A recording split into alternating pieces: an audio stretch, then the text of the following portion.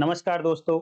भारतीय साक्ष्य अधिनियम की सीरीज में चैप्टर नंबर 2 के सब चैप्टर जिसका नाम है opinions of third persons when relevant, अन्य व्यक्तियों की राय कब सुसंगत होगी, इसके ऊपर काफी कुछ हम ऑलरेडी पढ़ चुके हैं। एक्सपर्ट की ओपिनियन के बारे में बात कर रहे हैं। तो आज की वीडियो में बात करेंगे दोस्तों हम सेक्शन नंबर 40। इस सेक्शन का हेडिंग है facts bearing upon opinions of experts। Heading को भी आप याद कर लिया करिए एज इट इज। कभी कभी क्या होता है एग्जाम में केवल और केवल हेडिंग से ही क्वेश्चन पूछ लिया जाता है, तो आपको हेडिंग से भी क्वेश्चन याद होना चाहिए। हालांकि जो एक्चुअल लॉ होता है वो इस बॉडी में लिखा गया होता है, हेडिंग में एक्चुअल लॉ नहीं लिखा जाता, बट क्योंकि क्वेश्चन कभी पूछ लिया जाता है तो हमें पढ़ना जरूरी है। अब थोड़ा सा अटेंशन आप लोगों की इधर चाहिए। मोटा रजिस्टर लेकर आप बैठ गए होंगे और इंपॉर्टेंट फैक्ट्स को नोट करते जाएंगे। आज की वीडियो कंपैरेटिव वीडियो होगी और बहुत कुछ आपको समझ आएगा, तो इसलिए फैक्ट्स को नोट जरूर करते जाएंगे। देखिए, जैसा कि चैप्टर नंबर 2 है और ये बात करता है, बताता है कि कौन कौन से फैक्ट रेलेवेंट होंगे, सुसंगत होंगे। तो उसी सीक्वेंस में सेक्शन 40 कहती है facts are relevant. Facts are relevant, but कौन से फैक्ट्स आर रेलेवेंट? तो पहले तो इस फैक्ट को एक्सप्लेन किया और कहा है नॉट अदरवाइज रेलेवेंट, अन्यथा सुसंगत नहीं है। ऐसे फैक्ट हैं सेक्शन 40 में। अन्यथा सुसंगत नहीं है का मतलब होता है दोस्तों कि चैप्टर नंबर 2 में जितनी भी सेक्शंस दी गई हैं उनमें से किसी भी सेक्शन में ये वाला फैक्ट रेलेवेंट नहीं है, अन्यथा सुसंगत नहीं है। केवल और केवल अकेली इस सेक्शन के कारण सुसंगत होता है। और वो भी क्यों हो रहा है? देखिए, facts not otherwise relevant are relevant. Otherwise अन्यथा सुसंगत ना होने के बावजूद भी सुसंगत हो जाएंगे, बट कंडीशन लगानी पड़ेगी। इफ दे मतलब वो फैक्ट जो अदरवाइज इररेलेवेंट हैं, अदरवाइज सुसंगत नहीं है, वो दो काम करते हो। कितने काम करते हो? एटलीस्ट दो में से कोई एक काम करते हो, बल्कि दो काम बोलूं उससे बेटर है कि दो में से कोई एक काम करते हो। दे सपोर्ट, क्या सपोर्ट करते हैं? The opinions of experts. ऐसे फैक्ट्स हैं जो एक्सपर्ट की ओपिनियन को सपोर्ट करते हैं, पहला काम, उसका समर्थन करते हैं, पहला काम। दूसरा काम, they are inconsistent with the opinions of the experts. या तो सपोर्ट करते हैं या फिर उसके अपोजिट हैं, उसको अपोज करते हैं। एक्सपर्ट की ओपिनियन को या तो समर्थन करते हैं या उसका खंडन करते हैं, उसके इनकंसिस्टेंट। अगर ये ओपिनियन का खंडन नहीं कर रहे होते, अगर ये ओपिनियन को सपोर्ट नहीं कर रहे होते, तो ये ऐसे फैक्ट थे कि फिर कहीं भी ये रेलेवेंट नहीं होते। पूरे के पूरे इंडियन एविडेंस में कहीं भी रेलेवेंट ये नहीं होते। लेकिन एक और कंडीशन, कितनी कंडीशन अभी तक पढ़ चुके हैं हम? दो कंडीशन। दो में से कोई भी एक पूरी हो जाएगी, नॉट कि दोनों पूरी होनी चाहिए। लेकिन कब? उससे पहले ओपिनियन रेलेवेंट होनी चाहिए। एक्सपर्ट की ओपिनियन ही अगर रेलेवेंट नहीं होगी तो ओपिनियन को ही नहीं पढ़ा जाएगा, तो उसको सपोर्ट करने वाले या उसको अपोज करने वाले फैक्ट्स को क्यों पढ़ने लगे भाई? तो उसी में कहीं ना कहीं छिपा हुआ है when such opinions are relevant. ये सेक्शन कब पिक्चर में आएगी? पहले एक ओपिनियन किसी एक्सपर्ट की रेलेवेंट होनी चाहिए, किसी विशेषज्ञ की एक राय हो और वो राय किसी मैटर में सुसंगत हो, देन इस राय को सपोर्ट करने वाले फैक्ट, देन इस ओपिनियन को अपोज करने वाले फैक्ट रेलेवेंट हो जाएंगे। लेकिन ये ऐसे फैक्ट हैं जो कहीं दूसरे सेक्शन में रेलेवेंट नहीं। हाँ दोस्तों, एक इंफॉर्मेशन आप लोगों के लिए कि वीडियो पब्लिश होने के 24 घंटे तक आप सब लोग वीडियो को देख सकते हैं, बट 24 घंटे के बाद केवल और केवल जो मेंबर्स होंगे चैनल के वही लोग देख पाएंगे, इसलिए आप यहाँ ज्वाइन बटन दिखाई दे रहा होगा, आप क्लिक करिए, आप चैनल को ज्वाइन कर लिए और 24 घंटे के बाद सारी वीडियोज को आप एक्सेस कर सकते हैं। तो सिंपल साधारण से शब्दों में कि जब आप एक एक्सपर्ट एविडेंस को डील करेंगे प्रैक्टिस में, तो आप हर उस फैक्ट के लिए कोर्ट में एविडेंस दे सकते हैं जो फैक्ट इस ओपिनियन को, जो अभी एक्सपर्ट की ओपिनियन कोर्ट के सामने एज रेलेवेंट फैक्ट रखी गई है और आपके अगेंस्ट रखी गई है, जो ऐसी ओपिनियन को अपोज करता हो, उसके विपरीत हो, उसके इनकंसिस्टेंट हो। और अगर आप मान लो अपनी ही तरफ से किसी एक्सपर्ट की ओपिनियन दे रहे हैं, क्योंकि आपको भी पावर है कि आप किसी 6 फील्ड जो लिखे हैं उनमें से किसी भी फील्ड में आप अपने तरफ से भी एक्सपर्ट की ओपिनियन कोर्ट के सामने रख सकते हैं, क्योंकि रेलेवेंट फैक्ट है। रेलेवेंट फैक्ट है तो उसके लिए एविडेंस दे सकते हैं। लेकिन क्योंकि एक्सपर्ट आपका है, आपके फेवर में ओपिनियन है, तो यही सेक्शन आपको सपोर्ट, आपको पावर देती है कि ऐसे फैक्ट जो अदरवाइज तो रेलेवेंट नहीं होते बट इस ओपिनियन को सपोर्ट करेंगे, तो ऐसे फैक्ट भी, ऐसे फैक्ट के लिए एविडेंस भी आप कोर्ट में सबमिट कर सकते हैं। क्यों कर सकते हैं? क्योंकि देखिए, ओपिनियन जो एविडेंसेस होती हैं, ये कोरोबोरेटिव नेचर की होती हैं, कंक्लूसिव नेचर की नहीं होती हैं। तो इनको कहीं ना कहीं से कोरोबोरेट किया जाएगा, सपोर्ट किया जाएगा, तभी इनकी वैल्यू केस में बढ़ेगी और आपके फेवर में डिसीजन आने के चांसेस होंगे। इलस्ट्रेशंस पहले देख लेते हैं, उसके बाद में मैं आपको कंपैरिजन करके दिखाऊंगा एक सेक्शन से। इलस्ट्रेशन से पहले मैं एक आपको स्टोरी सुनाना चाहता हूं। मान लो 2 पर्सन हैं, एक पर्सन है ए और एक पर्सन है बी, और दोनों की डेथ एक पर्टिकुलर जहर से हुई है।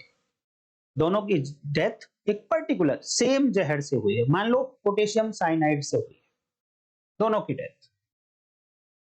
और जब दोनों की डेथ हुई थी तो दोनों केसेस में एक्सपर्ट की ओपिनियन ली गई थी रिगार्डिंग सिम्टम्स, कि जब पोटेशियम साइनाइड से किसी की डेथ होती है तो उसकी बॉडी में क्या क्या सिम्टम्स आते हैं। तो जब ए की डेथ हुई थी तब एक एक्सपर्ट की ओपिनियन ली गई और उसने कहा कि ये एक्स वाई जेड, ये इस टाइप के सिम्टम उस पर्सन की डेड बॉडी पर देखने को मिलते हैं जिनकी डेथ पोटेशियम साइनाइड खाने से हुई होती है। दूसरे मैटर में एक और दूसरा एक्सपर्ट था, पोटेशियम साइनाइड खाकर ही डेथ हुई थी बी की। तब बी ने कहा था कि एक्स वाई जेड ये सिम्टम्स पोटेशियम साइनाइड जैसा जहर खाने पर नहीं आते हैं। उसने कहा ये ऐसी डेथ में पी क्यू आर इस टाइप के सिम्टम्स आते हैं। थोड़ा सा ध्यान से सुनना है कि एक एक्सपर्ट ने बोला कि एक पर्टिकुलर टाइप के सिम्टम आते हैं, जबकि दूसरा एक्सपर्ट कहता है कि ये सिम्टम नहीं आते। अब आपके पास 2 cases already decided, already opinion आ रखी है। अब एक तीसरा केस आप लोगों के सामने आता है और तीसरे केस में एक पर्सन है सी और इस सी की डेथ हो चुकी है। और क्वेश्चन ये है, क्या इस सी की डेथ पोटेशियम साइनाइड से हुई है? क्वेश्चन क्या है कोर्ट के सामने, क्या सी की डेथ पोटेशियम साइनाइड जहर खाने से हुई है क्या? तो इसके रिगार्डिंग एक ओपिनियन देगा कोई एक्सपर्ट, अपनी एक ओपिनियन दे दी एक्सपर्ट ने। इसके बारे में जब फैक्ट्स दिए गए, एक्सपर्ट को बताया गया कि भाई इस डेड बॉडी पर ऐसे ऐसे ऐसे ऐसे सिम्टम देखने को मिले, उसका ये फोटो है, आप देख लीजिए और आप बताइए कि ये क्या पोटेशियम साइनाइड के खाने से डेथ हो सकती है क्या? तब एक्सपर्ट ने जवाब दिया कि हाँ, पोटेशियम साइनाइड के कारण ये डेथ हो सकती है। क्यों? क्योंकि पोटेशियम साइनाइड के कारण एक्स वाई जेड टाइप के सिम्टम्स बॉडी पर आते हैं और सेम सिम्टम्स इस सी की डेड बॉडी पर हैं, तो कहा जा सकता है कि सी की डेथ पोटेशियम साइनाइड के खाने से हुई है। अब केस चल रहा है कोर्ट के सामने ये सी वाला केस, ए वाला और बी वाला केस कोर्ट के सामने नहीं है। तो क्या इस सी के मर्डर के केस में, क्या ए के मर्डर के केस में दी गई ओपिनियन रेलेवेंट है या बी के मर्डर के केस में दी गई ओपिनियन रेलेवेंट है? बिल्कुल नहीं है। इसके फैक्ट अलग, इसके फैक्ट्स अलग, इसके फैक्ट्स एंड सर्कमस्टेंसेस अलग। तो बिल्कुल भी रेलेवेंट नहीं होगी किसी भी सेक्शन में। ए के मामले में ओपिनियन और बी के मामले में दी गई ओपिनियन सी के मामले में रेलेवेंट नहीं होंगी। लेकिन सेक्शन 40 क्या, सेक्शन 40 कहती है कि वही फैक्ट रेलेवेंट होंगे जो अदरवाइज रेलेवेंट नहीं है, अन्यथा रेलेवेंट नहीं है, किसी और तरीके से रेलेवेंट नहीं है, वही फैक्ट रेलेवेंट होंगे सेक्शन 40 में। इट मींस इनके भाग्य खुल चुके हैं। ए और बी, अभी मैंने बताया कि इनके यहां पर जो ओपिनियन दी गई थी वो एक फैक्ट था, वो फैक्ट इस केस में रेलेवेंट नहीं है, तो पहली कंडीशन पूरी हो गई। एक ऐसा फैक्ट है नॉट अदरवाइज रेलेवेंट, तो पहली कंडीशन पूरी हो चुकी है। अब इसका मतलब हम सी में इनको आगे ले जा सकते हैं। बट कंडीशन, कंडीशन कितनी है? 2। पहली बात कि एक तो यहां पर ऑलरेडी एक ओपिनियन होनी चाहिए किसी एक्सपर्ट की। इसी एक्सपर्ट की ओपिनियन को हम या तो सपोर्ट करेंगे या उसका अपोज करेंगे किसी दूसरी ओपिनियन से, क्योंकि दूसरी ओपिनियन भी फैक्ट है। अगर मान लो इस ओपिनियन का सी वाले केस में जो ओपिनियन आई एक्सपर्ट की, इसे मुझे सपोर्ट करना है, तो मैं कौन से फैक्ट को लेकर आऊंगा? जो ए की डेथ में ओपिनियन आई थी, उस ओपिनियन को यहां पर मैं रख दूंगा, एग्जिबिट करा दूंगा और कहूंगा कि देखिए ए के मामले में भी पोटेशियम साइनाइड के खाने से डेथ हुई थी और उसकी बॉडी पर XYZ यही 3 टाइप के सिम्टम थे जो सी के मामले में भी हैं, अर्थात सी की डेथ भी पोटेशियम साइनाइड खाने से ही हुई। वहीं पर जो डिफेंस काउंसिल है, अपोजिट काउंसिल है, वो इस बी के मामले की रिपोर्ट को लेकर आ जाता है। क्यों? क्योंकि उसको तो इस वाले सी के केस में जो ओपिनियन आई एक्सपर्ट की, इसे अपोज करना है, इसका खंडन करना है, इसको इनकंसिस्टेंट मटेरियल इसके साथ में लेकर आना है। तो बी के मामले में भी यही क्वेश्चन था कि बी की डेथ पोटेशियम साइनाइड खाने से हुई है, बट एक्सपर्ट ने कहा था कि एक्स, वाई और जेड ये 3 टाइप के सिम्टम पोटेशियम साइनाइड के खाने से डेड बॉडी पर नहीं आते हैं। तो यहां पर ये पेश कर देगा इस ओपिनियन एविडेंस को और कहेगा कि देखिए यहां जो सी के मैटर में ओपिनियन आई है, इस ओपिनियन का खंडन करता है ये फैक्ट, इसके इनकंसिस्टेंट है ये फैक्ट, तो इसलिए सेक्शन 40 में रेलेवेंट हो जाएगा। और जब रेलेवेंट हो जाएगा ये वाली ओपिनियन इस सेक्शन में, इस मैटर में, तो इसके लिए एविडेंस भी दी जा सकती है। एविडेंस कैसे दी जा सकती है? कि यहां पर जो एक्सपर्ट आया था, उस एक्सपर्ट को उस ओपिनियन के साथ यहां पर बुलाया जा सकता है और सपोर्ट करना है तो ए वाले मैटर में जो दी गई थी ओपिनियन, उसको यहां पर सपोर्ट करने के लिए लाया जा सकता है। अब आप देखिए कि इसका इलस्ट्रेशन क्या कहता है। अब इलस्ट्रेशन आपको आसानी से समझ आ जाएगा। Illustration a, the question is whether A was poisoned by a certain poison. Question ये है कोर्ट के सामने कि ए को एक अमुक विष दिया गया है, एक विशेष जहर दिया गया है। अब आगे बात बताएगी कि कौन कौन से फैक्ट अब यहां पर रेलेवेंट हो जाएंगे।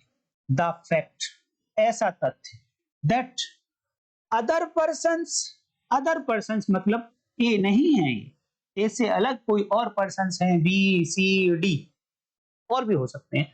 अदर पर्सन्स, इसको एक्सप्लेन किया गया कि who were poisoned by that poison. ये जो दूसरे पर्सन्स हैं, other persons B C D, ये ऐसे पर्सन्स हैं जिनको यही पॉइजन दिया गया था। तो एग्जिबिटेड सर्टेन सिम्टम्स, एक विशेष रूप के लक्षण दिखाई दिए थे, which experts affirm or denied to be the symptoms of that poison is relevant। यहां पर दोनों बातों को एक साथ इन्होंने कह दिया है कि जिन सिम्टम्स, जो यहां पर सिम्टम्स दिखाए जा रहे हैं ए के मामले में, तो इन पर्सन्स दो जो दूसरे हैं B C D E F other than A, इनके मामले में जो सिम्टम आए थे उनके लिए एक्सपर्ट की ओपिनियन है, और वो एक्सपर्ट की ओपिनियन या तो अफर्म करती है, अफर्म को हिंदी में बोलते हैं प्रतिज्ञात, कंफर्म करती है उनको, या फिर डिनाई करती है, प्रतिघात, प्रतिज्ञात, देख लेना क्या है एक बारी।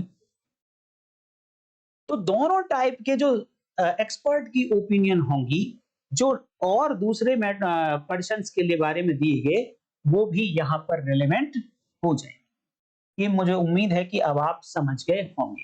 इलस्ट्रेशन नंबर बी देखते हैं, थोड़ा सा और क्लियर हो जाएगा। कभी कभी इलस्ट्रेशन एज इट इज पूछ लिए जाते हैं क्वेश्चन में, तो आप इलस्ट्रेशंस को जरूर पढ़ लिया करिए और उनको याद रखने की कोशिश करिए। The question is weather an obstruction to a harbor is caused by a certain sea wall. Question ये है कोर्ट के सामने कि एक बंदरगाह है, वहां पर जब शिप की आवाजाही होती है तो उनमें रुकावट आ रही है, और वो रुकावट किस कारण से आ रही है? कोर्ट के सामने ये क्वेश्चन है कि वो रुकावट सी वॉल के कारण आ रही है। इसके रिगार्डिंग एक्सपर्ट की ओपिनियन मांगी गई कि भाई क्यों ऑब्स्ट्रक्शन हो रहा है इसमें।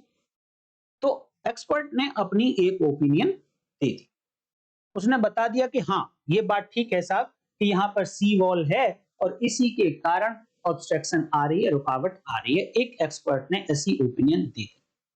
अब इस ओपिनियन को सपोर्ट करने के लिए और इस ओपिनियन को खंडन करने के लिए, अपोज करने के लिए, कंट्राडिक्ट करने के लिए क्या क्या फैक्ट रेलेवेंट हो सकते हैं? वो हर फैक्ट रेलेवेंट हो सकता है जो ऐसी ओपिनियन को या तो सपोर्ट कर दे या अपोज कर दे। देखिए, the fact that on other harbours similarly situated in other respects, उन्होंने दिखाया कि कुछ और बंदरगाह हैं जो इसी तरीके से सिचुएटेड है जिस तरीके से ये क्वेश्चन में बंदरगाह है वो सिचुएटेड है, but where there were no sea walls, but ये ऐसे बंदरगाह हैं जहां पर सी वॉल्स है ही नहीं। अगर देखिए बंदरगाह है, सी वॉल्स है नहीं, तो इस एक्सपर्ट के अकॉर्डिंग तो इस बंदरगाह में कोई रुकावट नहीं आनी चाहिए, लेकिन begin to be obstructed at about the same time. Sea wall नहीं है, इवन देन वहां पर ऑब्स्ट्रक्शन होता है सेम टाइम पर। तो अब एक ऑर्डिनरी सेंस का आदमी क्या कह सकता है कि वो जो पहले ओपिनियन दी गई पहले हार्बर के बारे में, कि वहां पहले हार्बर में जो ऑब्स्ट्रक्शन हो रहा है वो सी वॉल के कारण हो रहा है, ऐसी ओपिनियन का खंडन कर दिया गया है एक दूसरी ओपिनियन से जहां पर सेम हार्बर है, सिमिलर हार्बर है, और वहां पर सी वॉल ना होने के बावजूद भी ऑब्स्ट्रक्शन आती है। अर्थात इस वाली ओपिनियन पर जज साहब आप रिलाई मत करिए। तो जो दो कंडीशंस थी कि if they support expert opinion और they are inconsistent with the expert opinion, तो उसमें से कौन से वाला पार्ट है यहां पर इलस्ट्रेशन बी में? इलस्ट्रेशन ए में दोनों पार्ट दिखाए गए, सपोर्ट करने वाला भी और इनकंसिस्टेंट वाला भी, लेकिन इलस्ट्रेशन बी में केवल और केवल इनकंसिस्टेंट वाला पार्ट है कि ये एक ऐसा फैक्ट है दूसरे वाला जो पहले वाली ओपिनियन जो ऑलरेडी एडमिटेड, ऑलरेडी रिलेवेंट हो चुकी है, ऑलरेडी उसके बारे में गवाही दी जा चुकी है, उसको रिबट करता है, उसका कहीं खंडन करता है। तो फिर ऐसी ओपिनियन भी जो चाहे अदरवाइज रेलेवेंट नहीं होती, अदरवाइज दूसरे हार्बर में रुकावट आ रही है, इस हार्बर वाले मैटर में कौन किस सेक्शन में रेलेवेंट होगी? कोई सेक्शन नहीं है, लेकिन क्योंकि एक ओपिनियन ऑलरेडी इसमें रेलेवेंट हो चुकी है, तो अब उस ओपिनियन को सपोर्ट करने वाले सभी फैक्ट, उस ओपिनियन का खंडन करने वाले सभी फैक्ट रेलेवेंट हो जाएंगे। ये कहती है सेक्शन नंबर 40। उम्मीद करता हूं सेक्शन 40 तो आपको समझ आ गई होगी लेकिन क्योंकि देखिए जब भी आपको सिमिलर बातें पढ़ने को मिले कानून में, तब फिर आपकी ड्यूटी है कि उन दोनों प्रोविजन को एक साथ पढ़कर जरूर देखें। अदरवाइज कहीं ना कहीं मिस्टेक हो सकती है। तो मैं आपको लेकर चलना चाहता हूं section number 9 of Indian evidence, 9 of भारतीय साक्ष्य अधिनियम, जहां पर भी कुछ कुछ ऐसे ही वर्ड्स यूज हुए हैं और उन वर्ड्स को देखोगे आप तो आप कहेंगे भी ये तो बिल्कुल एग्जैक्ट ऐसे ही वर्ड्स हैं। देन आपको समझ में आएगा कि हाँ, कि हमें ऐसे प्रोविजंस को जरूर पढ़ लेना चाहिए जो प्रोविजंस सिमिलर वर्ड्स यूज करते हो। देखिए सेक्शन 9 भारतीय साक्ष्य अधिनियम, पहले सेक्शन 40 के वर्ड्स आप साथ रखिए, बुक आप खोल के रखिए साथ में बेयर एक्ट, और उससे कंपेयर करते जाइए कि ये वर्ड्स और वो वर्ड कितने हद तक कॉमन है। सेक्शन 9 कहता है फैक्ट्स, वहां पे भी फैक्ट से शुरू होती थी। नॉट अदरवाइज रेलेवेंट, वहां पर भी सेम वर्ड थे। Facts not otherwise relevant are relevant, ये भी बिल्कुल एग्जैक्ट वही वर्ड्स, यानी ओपनिंग सेंटेंस सेक्शन 9 का और सेक्शन 40 का बिल्कुल सेम। अब सेक्शन 40 में भी दो कंडीशन थी एंड सेक्शन 9 में भी दो कंडीशन, कि वो फैक्ट जो अदरवाइज तो रेलेवेंट नहीं है। अदरवाइज रेलेवेंट नहीं होने का मतलब कि जो सेक्शन चैप्टर में सेक्शन 4 से लेकर 50 तक जितनी भी सेक्शंस दी गई हैं उनमें से किसी भी सेक्शन में सुसंगत नहीं है, रेलेवेंट नहीं है, ऐसा फैक्ट है, बट फिर भी रेलेवेंट हो जाएगा। ऐसी क्या कंडीशंस हैं वो? तो दो कंडीशंस हैं। कंडीशन नंबर 1, इफ दे का मतलब अगेन वही फैक्ट जो अदरवाइज इररेलेवेंट है, they are inconsistent with any fact in issue और रेलेवेंट फैक्ट। कंपेयर करिए सेक्शन नंबर 40 से, वहां पर फैक्ट इन इशू और रेलेवेंट फैक्ट की जगह पर क्या वर्ड यूज हुए थे? Such expert opinion. और क्या वर्ड यूज हुए थे? If they support such expert opinion और they are inconsistent with such expert opinion. अब मैं आपसे एक बात पूछना चाहूं यहां पर कि यहां ये जो वर्ड यूज हुए हैं रेलेवेंट फैक्ट, दोबारा से पढ़कर दिखाता हूं एक बारी, क्योंकि देखिए 2-3 बार पढ़ने से कॉन्सेप्ट क्लियर होता है।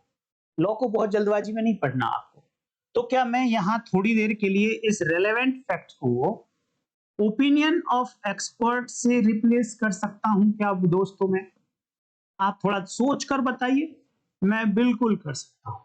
इसके पीछे का कारण क्या है, क्यों कर सकता हूं? क्योंकि यहां पर लिखा हुआ है relevant fact and opinion of expert is also one of the relevant facts. विशेषज्ञ की राय एक सुसंगत तथ्य है, तो सुसंगत तथ्य की जगह पर मैंने थोड़ी देर के लिए ओपिनियन ऑफ एक्सपर्ट रख दिया। तो अब दोबारा से पढ़ के देखिए इसको, क्योंकि बार बार पढ़ने से कॉन्सेप्ट समझ में आता है। Facts not otherwise relevant are relevant if they are inconsistent with the opinion of expert।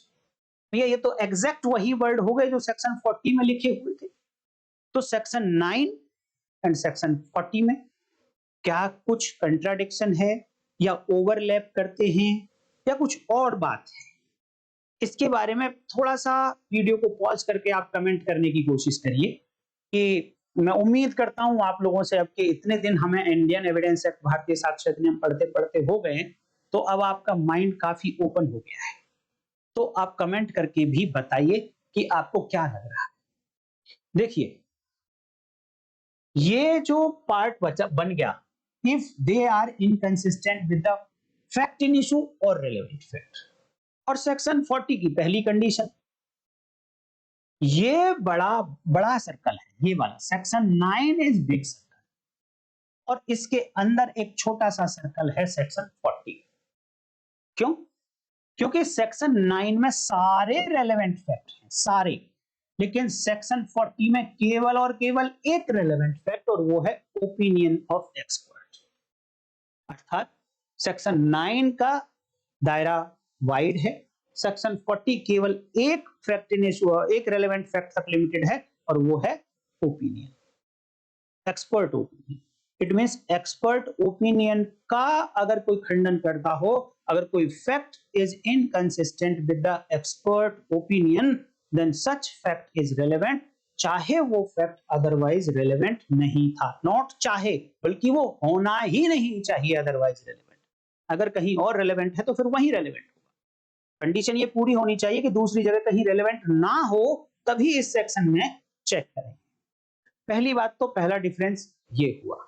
और इसके बारे में भी मैं अगर ये कहूं, अब आप लोगों से ये पूछूं, क्या यहां इस रेलेवेंट फैक्ट में ओपिनियन ऑफ एक्सपर्ट, क्योंकि रेलेवेंट फैक्ट है वो, क्या यहां पर इंक्लूड होगा सेक्शन 9 में लिखे हुए रेलेवेंट फैक्ट में? बिल्कुल नहीं होगा, क्योंकि बेशक ये ओपिनियन ऑफ एक्सपर्ट एक रेलेवेंट फैक्ट है, लेकिन जब इसके लिए एक स्पेसिफिक प्रोविजन दे दिया, तो अब इस जनरल प्रोविजन पर वही प्रोविजन प्रिवेल करेगा। इट मींस एक्सपर्ट ओपिनियन को खंडन करने के लिए उसके इनकंसिस्टेंट कोई अगर फैक्ट है तो वो वही रेलेवेंट होगा। सेक्शन 40 में ही आप गलती से भी जवाब यहां मत दे देना, इनकंसिस्टेंट देखा और आपने जवाब दे दिया सेक्शन 9 एक्सपर्ट ओपिनियन के बारे में। एक्सपर्ट ओपिनियन के बारे में और इनकंसिस्टेंट की बात आती है तो सेक्शन 40। रेलेवेंट फैक्ट और फैक्ट इन इशू के बारे में इनकंसिस्टेंट फैक्ट की बात आती है तो सेक्शन 9। दूसरा डिफरेंस देखिए, देखिए जब सेक्शन 40 हम लोगों ने पढ़ी और उसकी कंडीशन 1 थी, तो वहां पर दो वर्ड्स थे, दो टाइप के फैक्ट्स थे। लेकिन यहां दो टाइप के फैक्ट नहीं है, यहां पर केवल और केवल एक टाइप का फैक्ट है जो अदरवाइज रेलेवेंट नहीं था, बट क्योंकि इनकंसिस्टेंट था रेलेवेंट फैक्ट के, इसलिए सुसंगत हो गया। यहां पर केवल और केवल इनकंसिस्टेंट है, जबकि सेक्शन 40 में सपोर्ट करने वाले फैक्ट भी रेलेवेंट थे। यानी ओपिनियन को वहां सपोर्ट करने वाले फैक्ट रेलेवेंट हैं, बट यहां पर फैक्ट इन इशू को और रेलेवेंट फैक्ट को सपोर्ट करने वाले फैक्ट रेलेवेंट नहीं। क्लॉज 1 की बात कर रहा हूं। दूसरा डिफरेंस समझ में आया? हाँ, देखिए इसका जो पार्ट 2 है, इसके साथ में आप कंफ्यूज हो सकते हैं। कैसे कंफ्यूज हो सकते हैं? देखिए, इफ बाय देमसेल्व्स और in connection with other facts, they, again ये दे क्या है? ये वही फैक्ट्स हैं which are not otherwise relevant. In other words, which are irrelevant, which are otherwise relevant, irrelevant. ये वो फैक्ट है। अब वो फैक्ट चाहे तो अपने आप में अकेले अकेले में, चाहे किसी दूसरे फैक्ट के साथ में कनेक्ट होकर। अब ये दूसरा फैक्ट भी क्या अदरवाइज इररेलेवेंट होना चाहिए? ऐसा कहीं नहीं लिखा है। जब ये देमसेल्फ अकेला ही अगर देखना है तो अदरवाइज इररेलेवेंट होना चाहिए, लेकिन जब दूसरे फैक्ट के कनेक्शन में आकर कुछ प्रूव करना चाहता है, तो ये जो दूसरा फैक्ट है जिसके कनेक्शन में आ रहा है, वो जरूरी नहीं है कि अदरवाइज इररेलेवेंट ही हो, वो जरूरी नहीं है इररेलेवेंट। तो या तो अकेले ही ऐसा फैक्ट या किसी दूसरे फैक्ट के साथ में मिलकर क्या करता है, दे मेक द एग्जिस्टेंस और नॉन एग्जिस्टेंस, दोनों बातें आई यहां पर। एग्जिस्टेंस अस्तित्व और non existence of any fact in issue और रेलेवेंट फैक्ट, किसी भी सुसंगत तथ्य के अस्तित्व को या सुसंगत तथ्य के अनअस्तित्व को। नॉन एग्जिस्टेंस को, फैक्ट इन इशू के अस्तित्व को, फैक्ट इन इशू के अनअस्तित्व को क्या कर देता है? हाईली प्रोबेबल और इम्प्रोबेबल बना देता है, उसकी संभावना को बहुत ज्यादा बढ़ा देता है। फैक्ट इन इशू या रेलेवेंट फैक्ट के एग्जिस्टेंस की संभावना को बहुत ज्यादा बढ़ा देता है, या उसकी नॉन एग्जिस्टेंस की संभावना को बढ़ा देता है, या एग्जिस्टेंस की संभावना को बहुत ज्यादा घटा देता है, या नॉन एग्जिस्टेंस की संभावना को बहुत ज्यादा घटा देता है। Probable and improbable. तो यहां से तो देखकर आपको लग रहा होगा कि जब प्रोबेबल करने की बात आ रही है, एग्जिस्टेंस ऑफ रेलेवेंट फैक्ट, उसको हाईली प्रोबेबल बनाने की बात आ रही है, इट मींस वो सपोर्ट कर रहा है कहीं ना कहीं। तो आप ये कह सकते हैं कि जो दूसरा पार्ट सेक्शन 40 में बच गया था, जो क्लॉज 1 में कवर नहीं हो रहा था, वो क्लॉज 2 में कवर हो जाता है, ऐसा आप कह सकते हैं, बट इन माय ओपिनियन ऐसा नहीं है। क्यों नहीं? देखिए यहां पर बात क्या हो रही है, यहां पर बात हो रही है existence of relevant fact. It means मैं छोटा लाऊं, इसको दायरा करूं तो existence of opinion of expert. Existence of opinion of expert की जो एक्सपर्ट की जो ओपिनियन की एग्जिस्टेंस है, उसको हाईली प्रोबेबल बना देने वाले फैक्ट यहां पर शामिल हैं। क्या भैया? हमें ओपिनियन जो है एक्सपर्ट की, उसकी एग्जिस्टेंस देखनी ही नहीं है। ओपिनियन एक पर्सन ने बनाई, वो इंडिविजुअल की ओपिनियन है, उसने कहा कि हाँ मैं ऐसी ओपिनियन देता हूं, तो इस ओपिनियन की एग्जिस्टेंस है या नहीं, इस पे तो क्वेश्चन ही नहीं है। क्वेश्चन है कि क्या ये ओपिनियन रिलायबल है या नहीं, क्या इसको रिलाय किया जाए या ना किया जाए। तो ओपिनियन के मामले में ओपिनियन की एग्जिस्टेंस पर कभी क्वेश्चन नहीं होता। दूसरे फैक्ट जो होते हैं उनकी एग्जिस्टेंस पर या नॉन एग्जिस्टेंस पर क्वेश्चन होता है। तो इस सेकंड पार्ट में अगर आपको कोई कंफ्यूजन इस एग्जिस्टेंस को हाईली प्रोबेबल बनाने वाले फैक्ट को अगर कहीं सपोर्ट से कनेक्ट करते हो सेक्शन 40 के, तो ऐसा मत करना, क्योंकि यहां एग्जिस्टेंस की बात हो रही है। तो मैं उम्मीद करता हूं दोस्तों कि सेक्शन 9 का कंपैरिजन सेक्शन 40 भारतीय साक्ष्य अधिनियम के साथ आप लोग समझ गए होंगे। सेक्शन 40 भी अब आपको और क्लियर हो गई होगी, उसके इलस्ट्रेशंस को भी आप याद रखिए। आज की वीडियो में इतना ही रखेंगे। उम्मीद करता हूं कि आपको वीडियो अच्छी लगी होगी, कुछ एडिशनल पॉइंट आपको समझ आए होंगे। सचमुच में अच्छी लगी है, समझ में आए तो वीडियो को लाइक कर दीजिए, हाइप जरूर कर दिया करिए, जैसे ही लाइक करते हैं तुरंत हाइप भी कर दीजिए, कमेंट करके जरूर बताइए। और अगर आप चैनल पर नए हैं, चैनल को सब्सक्राइब जरूर कर लीजिए, ज्वाइन भी कर लीजिए अगर 24 घंटे के बाद वीडियोस का एक्सेस आप लोग चाहते हैं तो।